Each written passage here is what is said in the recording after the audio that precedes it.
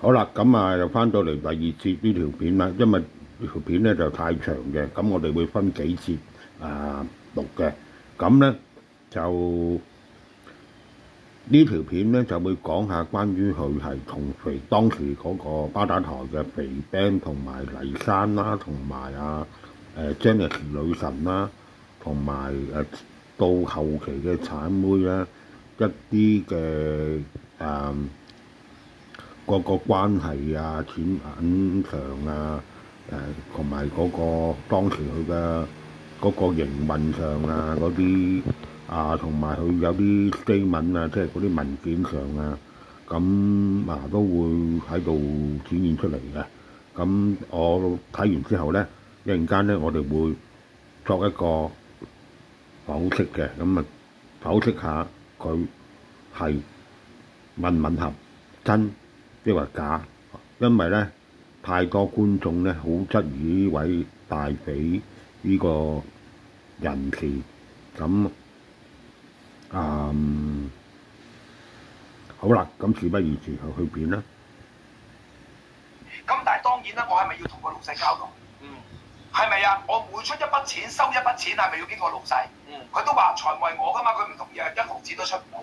呢度佢自己喺金家人嗰個節目度講咗叫自圓其説咗㗎啦。其實喺6分鐘28秒嘅時候咧，佢都講咗話所有嘅票嘅數都係由經佢手嘅，係經黎珊手嘅嚇，係黎珊簽名嘅。你先講一講呢一份係咩嚟嘅先？即係呢一份啊！嗱，呢份點解？呢一份咧就係有關於咧就喺阿黎珊咧同埋金家人做節目嘅時候咧嗰啲對話內容，用 AI 將佢哋全部咧就字幕化晒，咁俾大家睇嘅。咁其實你可以睇翻有冇講過呢啲説話。繼續。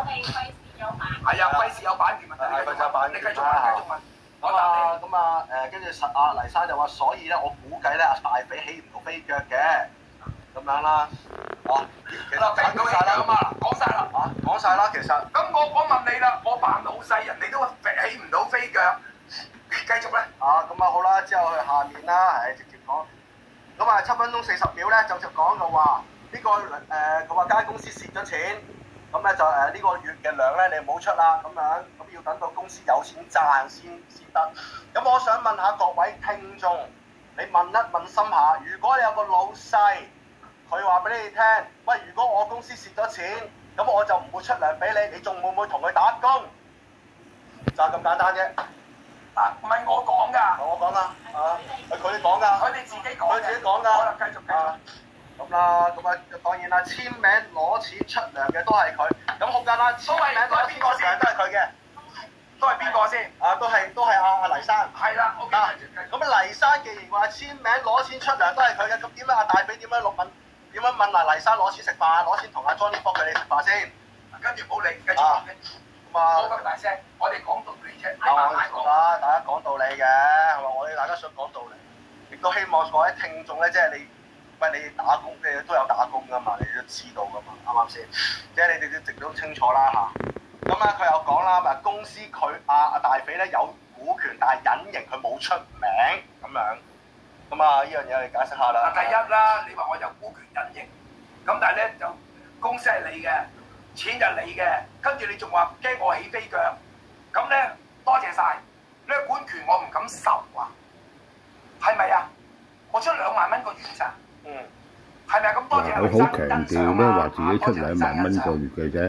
咁大家信唔信咧，就閣下自理啦。我俾幾多錢你，咁咪應該啦。即係好似當日巴打台阿 Benson 哥，佢話咧你幫我宣傳4小寶，咁咧我咧就4小寶嘅。大家咧可以覺得佢咧可能唔止2萬蚊，咁但係佢可能咧有啲保留唔講出嚟，咁亦都我覺得亦都唔出奇嘅。我繼續問。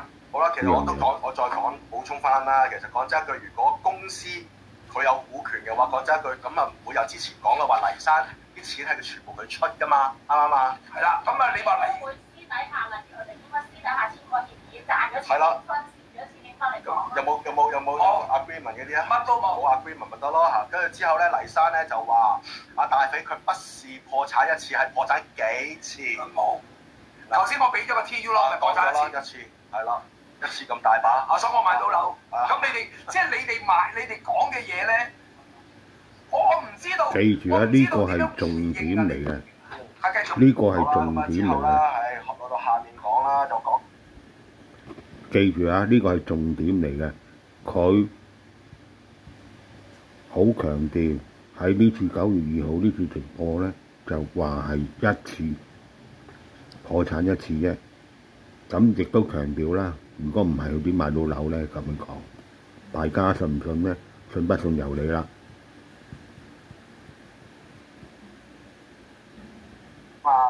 講啲話又話你啦，就話周圍同人借錢啦，又話同又話邊個又嗰個咁啊 A B C D 全部實借錢啦，有好多人物㗎啦。咁啊有關於人物咧，咁我抄翻啦。咁啊又你聽我講，俾佢講佢知好。由呢個阿細。格伦菲尔有哪些地方是比較打動您的呢？我選擇格倫菲爾能滿足我基本條件的，這個是從價。又你聽我講，俾佢講佢知好。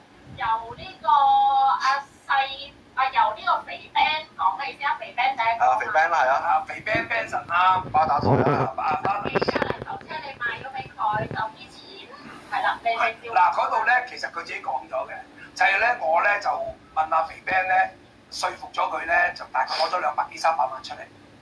咁呢啲錢咧，阿黎生咧就轉咗12架泥頭車俾佢。咁咧而黎生承認咗嗱，佢自己承認嘅，自己可以聽翻嘅，就係話啲錢咧就入晒落黎生嘅公司戶口做流動資金。咁其實咧，我呢個夥計咧好偉大，因為咧公司冇錢，我要撲埋水跑山，我要跑埋山，想辦法咧，因為咧公司營運唔得，我就想辦法咧減產，即係大家都知道啦，就要減產，即係咧唔好揸咁多嘅嘢，想辦法令到自己輕裝上路。好啦，講咗肥餅，下一個。肥餅下面就係細肥啦。嗱咁咧細肥咧，佢哋就話佢離開咗㗎啦。咁如果咧細肥出嚟講咧，咁其實都可以講嘅，因為細肥咧佢本身咧就投資咗一架港珠澳車牌，應該會講。跟住下一個。咁啊，之後肥福啦。我唔識邊個叫肥福啊。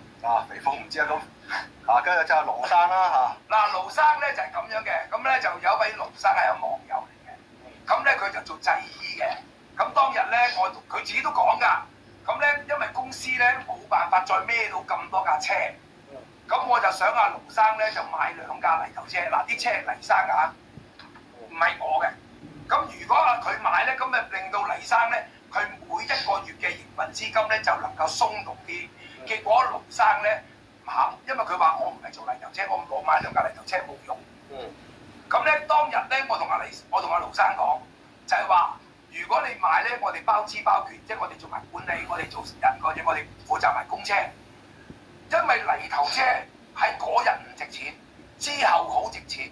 梁振英喺12年，佢公佈咗一個，所有做車嘅都知道，就係退稅，只要你架車15年之後唔再喺香港使用。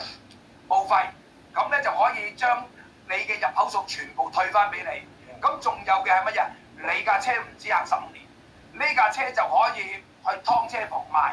當日一架泥頭車係31萬退稅。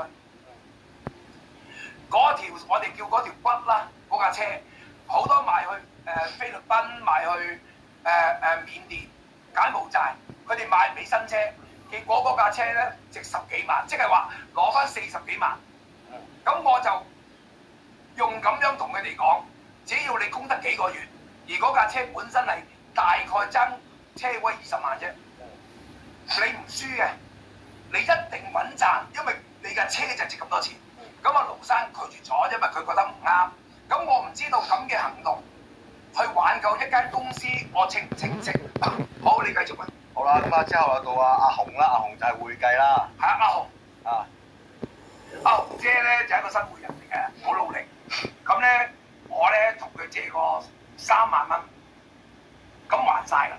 咁借過3萬蚊咧，其實都係因為公司營運。黎生70歲人，面60幾啦，70歲人，面皮薄。呢啲嘢，我作為咧即係我欠佢人情嘅人，我去借，結果公司還翻。好，你繼續。咁啊，好啦，咁講到呢度啦，因為咧就話條片太長啦，咁咧嗱呢度咧就係、佢承認咗係有嘅，有問過